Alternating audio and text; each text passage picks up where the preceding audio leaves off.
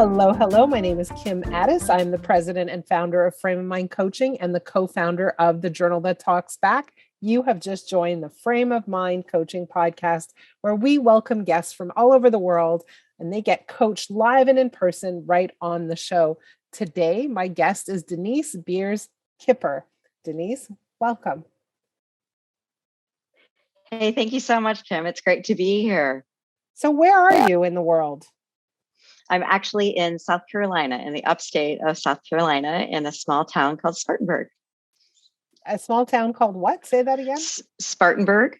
Spartanburg. I was in South Carolina a few months ago in a place called Pawleys Island. Oh, yeah. It's lovely. It's really Beautiful, stunning. Yeah, such a cute place. It really is. So I've been here for 3 years. I moved here from Metro Detroit. So it was a big dynamic shift for me. And what made you move? I came for my corporate job that I left to do this. And really what drove me is I've always loved South Carolina, and I'm a sun girl. I need to see the sun every day. It's like, even if it rains, the sun comes out. It's wonderful. I get that. I can relate to that. Every day I write a list of things that I'm grateful for. And every day on that list is the word sunshine. Every single day. I believe it. I lived in Detroit, right? Like Metro Detroit is gray so long. And I kind of forgot about it. And then when I go back to visit, I remember why I don't live there anymore, because the grayness is just depressing. I need sunshine. Depressing. So you left your corporate job. What were you doing? So I've been a C-suite corporate HR leader, strategist for the last 20 plus years. I've always been a generalist and in a leadership role the predominant amount of my career, focused on the higher level kind of artful work of people leadership. So engagement, the way people work together, organizational design, talent acquisition, and of course, coaching leaders and emerging talent. And so it's always been something that's been a part of what I've done. And a big passion of mine. Actually, I kind of found my sweet spot. It found me, honestly. I was never meant to, in my mind, do this work at all, but it found me and I stayed. And so when the opportunity presented itself for me to make this leap, I decided it was time to try it. And here I am. Okay, so you are in South Carolina and you basically run a coaching company.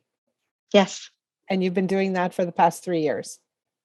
No, I actually came here for a corporate role. And before that, I've did this as a side gig. So you've been doing it for a while. I have, yeah. So I did it part-time because it kind of just kept coming to me. And eventually somebody said, "Oh, can I pay you for that?" And I said, "I don't know, I just do this for fun on my off time because I love helping people." And my girlfriend shook me and said, "You're crazy. If people want to pay you, let them pay you." And I started then building out a little, kind of side gig practice that I've had for quite some time, predominantly originally with leaders who used to work with me and then maybe went to other organizations and wanted to stay connected as me with their being their thought partner and helping them, kind of navigate different waters or, being an advisor on people related elements of what they were doing. And so when I came here, I was doing a corporate role, working in hospitality and real estate development. And COVID was, of course, greatly impactful to that. And so as a result of that, I decided it was time to make a change. And I decided it was time to try this thing full time. And so I've been doing it full time since November. Since November. Okay, great. So yes. How's it going? It's good, actually. It's good. I mean, it's a journey, as people would tell you, right? And I'm sure you experienced as well. I think, some surprises for sure along the way. Learning to be uncomfortable with being uncomfortable, right? And people have said that to me, before I even jumped into it. And I can remember telling people that, right? As a coach professionally. But it's definitely there are moments where I hear myself and I think, yeah, like you told people that, and now you're living it, my friend. And so, I do some HR consulting work still. So I have some HR related strategy projects, but predominantly I'm doing coaching and being accustomed to constantly building a pipeline and that outreach that's necessary, and getting comfortable with like the social media element, which has probably been way harder than I anticipated. Actually, I didn't think that would be so hard. So let's jump in. Is that your greatest challenge? Like when you look at, you're on a coaching podcast and we're going to provide you with some coaching, right? So what is your greatest challenge? So I think I have two great challenges. So one would be just that, getting comfortable recording and being seen, right? I'm really comfortable speaking publicly, but it's kind of different recording yourself and then saying, yeah, that looks good enough to put out to the world. And so I've gotten better at accepting less than absolutely perfect and saying like, that's real and it's authentic and that's valuable. And also just the cadence of it, right? Feels like it's an overwhelming, sometimes full-time job just to think about how I can navigate all the different elements of that. And then tied to that is the fact that in a lot of my career, I had an executive admin by my side. And I'm using my strengths doing this coaching work. My strengths are not in the administrative space. I am a juggler. And so I'm always like plate spinning. And so that's been a really steep learning curve for me, and just finding the ways to keep myself not so much on task, but ordered and organized. And I'm not a real structured kind of person, but coming from corporate, there was still a structure in place in some way. Yeah. And so just being in an environment now where I create the structure, which sounds wonderful, but it's there are a little moments, abstract, isn't it? It is. Yeah, definitely. So I think those are my two big ones. Yeah. So it's interesting to me, like what you're describing is a bit of a reflection of like, you have an idea of how things are supposed to go, so you're doing them that way. And perhaps I can challenge that a little bit with your permission. I love it. Let's do it. So I mean, for me, and I'll share with you my experience starting a coaching business. And I've been doing this for 18 years full time. And so I remember when I decided to start a coaching business, I, at the time, hired someone right off the bat. And the reason I hired someone off the bat is because not only to get the support I was looking for, but to get the structure. So the minute I hired someone was the minute I was really actually in business. And so, you're a solopreneur. And in your mind, you're like, well, I can't hire anyone. It's kind of expensive. I can't really afford that. And I would suggest to you that that's not accurate, because the value of your time doesn't make sense for you to spend on these administrative roles. And so are there people out there in the VA world that can help you? 100%. Are they affordable? Absolutely. There are people all over the world who can help you executively with those admin tasks. And I encourage you to tap into them. And the reason why is because now you're having conversations about what needs to be done. Now you have a list of things that you're looking to get done. And now you have someone to work with on those things. And so you're checking off a lot more things off your list. You are showing up in an accountable manner, because now you have to give someone some direction. And so it gives you structure. And I encourage you not to go it alone. You won't succeed alone. Because it's a tough road, and you're not leveraging your strengths when you're taking on all those tasks on your own. So no doubt. I encourage you. There could be, co-op students that are willing to work for free. There are people all over the world in the virtual assistant world that work at a fraction of American rates. There are all kinds of, maybe moms who are looking for jobs that are, they just are dying for something to do a few hours every day. But that gives you a little bit of a break, and that gives you someone to talk to and bounce things off of. But mostly it gives you structure. Yeah, it's great advice. And I just actually said out loud to someone last week that I thought that I might be at that place where I just really need to think about finding either a virtual assistant, or maybe there's, a college student, intern, somebody who would want to jump in and have the experience alongside, but that also would, kind of help me do those things that are not the highest and best use of my time. Exactly. And it's funny because in your mind, you're like, I think I'm at the place where I think I'm ready for it. But I would encourage you to look at it the other way around, which is once you hire someone, you accelerate, right? So it's not like you're ready for it. It's the other way around, if that makes any sense. Once you put yourself in the shoes of, okay, I'm hiring someone, I'm in a business, I have people who work for me, your mindset changes, and suddenly you're further ahead in the way that you orchestrate and think about what you do. And so I would encourage you to kind of take the leap, take a jump, do that. I love that. It's a smart move. Great coaching. Yeah. And it's really, it's funny because I just literally have been thinking so much about this, and your suggestion of like maybe a student, I think is a good place for me to start, just because there are a lot of students in school that do HR, human capital related majors, and can't get any experience. And so this would be a way to, maybe give somebody some opportunity. So I love it. I'm doing it. I wrote it down. When I write it down, it means it. It could be a win-win. And the thing for you is, like, even before you hire someone, just think, what are all the things that I would love to offload? And now suddenly you're thinking at a higher level. You're not thinking like a doer. You're thinking you're working on your business instead of in your business. And now you're a business owner. Mm-hmm. Right. So that's great. A lot of coaches think of themselves as, I own a business, I own a coaching practice. I never did. I never thought of it that way. Why? Because I'm not practicing coaching. I'm in the business of coaching. I'm not practicing anything.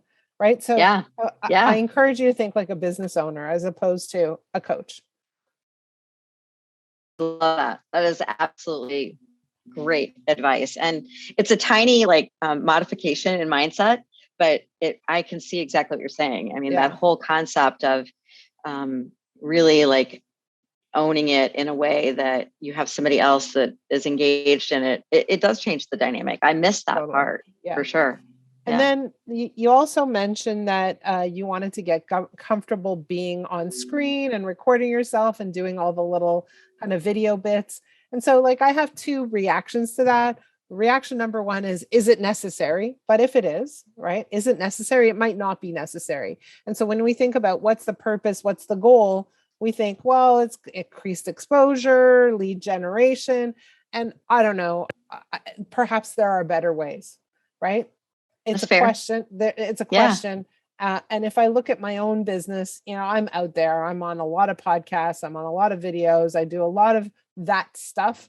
But what generates business, really generates leads, it's not that stuff. Yeah. What generates business? We get a ton of referrals. That generates a lot more business. What generates business is speaking engagements, which are, more privately focused. It's not social media. We do the social media because we need a presence. Yeah. Right. But it's not the be all and end all by any stretch of the imagination. So the first question I would say is that the best use of your time?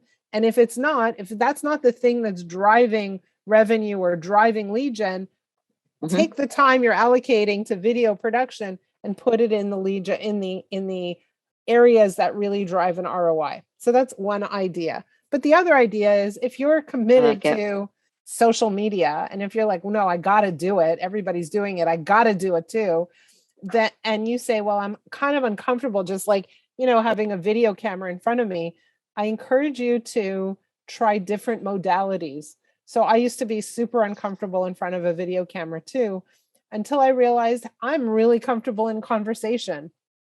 So if somebody asks me questions, I can answer them all day and all night. I don't need any preparation. I don't need any thought. I just need a little makeup. That's it. Right. Yeah. I'm the same way. Right. Yeah. So change your modality. Instead of thinking that you need to talk into a camera, talk to someone else while you're capturing yourself. You're probably saying something smart in there. I like it. Right. The other thing is I do a podcast. I do a podcast because I love meeting people. It's super interesting. I get to practice coaching, not practice coaching. I get to demonstrate coaching. That's the right term. Yeah. I get to demonstrate coaching. And I get to expose what we do in the world, right? And so this is my kind of place where I get to share with the world what I'm up to. And it's easy for me, right? It's a no-brainer. It's just so easy. And again, we're capturing video. And so do the things that come more easily to you. It's a good suggestion. I've thought about a podcast quite a bit, and I think that might be a more practical and comfortable kind of space for me, because the conversation element is really easy and it feels natural. Like I just always want it to feel authentic when I'm doing something like that. So the kind of the wrap up of all this is, whenever you feel like a sense of discomfort, like, oh, this doesn't feel so well, ask yourself, what do I believe to be true about this thing that's causing me to feel uncomfortable? And oftentimes you'll find that we as humans, we squeeze ourselves into believing it has to look a certain way. Yeah. It has to be like this. And so the question is, does it have to be this way? Can I do it a different way? Can I play it out differently? Can I add something else? Can I come at it from a different angle to make it easier and more sustainable for me? I love that. I absolutely, just reframing it, right? One of the people I've worked with around kind of honing more of my coaching and in the process of getting my ICF certification uses this term of like putting something in a new container. And it's kind of like what you're talking about. It makes so much sense, right? Like just instead of like keeping it in this one little box. Well, yeah, it's because we get stuck thinking, well, this is the lane. This is the narrow lane I have to play in. And I always say, well, is it? Maybe there are other lanes. Maybe it can look differently. Maybe you don't have to roll a bowling ball down the lane. Maybe you can roll a wheel down the lane. Something like that. So, does it have to be exactly the way every other person in the world is doing it? Can you do it differently? Yeah, for sure. That makes a lot of sense, actually. And I see the predominant amount of my business coming from referral-based kind of places. And so, putting more energy into my existing network that's solid, probably, and maybe by doing some of this kind of work, it maybe just reframing it like that makes it more palatable for me, but also more practical. Exactly. And when you do podcasts and things like that, you're getting sound bites as well that you can use. So, it's very easy to get onto the podcast circuit as a guest. I think I've been on probably over 500 podcasts at this point in my life. So like all those things are easy to execute, right? Yeah, definitely. Just takes intent. Yes. Exactly. So, at the end of the day for you, it's like, what are my strengths? Let's leverage those. And I don't have to force myself to do something that, isn't what I want to be spending my time on. Yeah. I use strengths very heavily in my coaching, especially when I'm working with emerging talent. And I'm a huge believer in it. It's a drain, and I feel it for myself right now, because I'm spending too much time in the space that's just way down on my strength zone that I just like, it's exhausting. Exactly that. Yeah. Denise, I hope you got something good. I did. I got lots of something. I even made notes, even though I can go back and watch it. This is great. Thank you, Kim. This is wonderful. Thank you for being on my podcast. It was a pleasure having you on the show. For those of you who are listening, if you have a challenge that you want to discuss on the podcast or privately, please reach out to me. I'd be delighted to talk with you. My email address is kim@frameofmindcoaching.com. And if there is a young professional in your world who could use some coaching, please, please, please point them in the direction of the Journal That Talks Back, where we coach young professionals through the journaling process. So we'd love to see you there. If you have any questions, don't hesitate to reach out. In the meantime, have a great week. We will see you next week.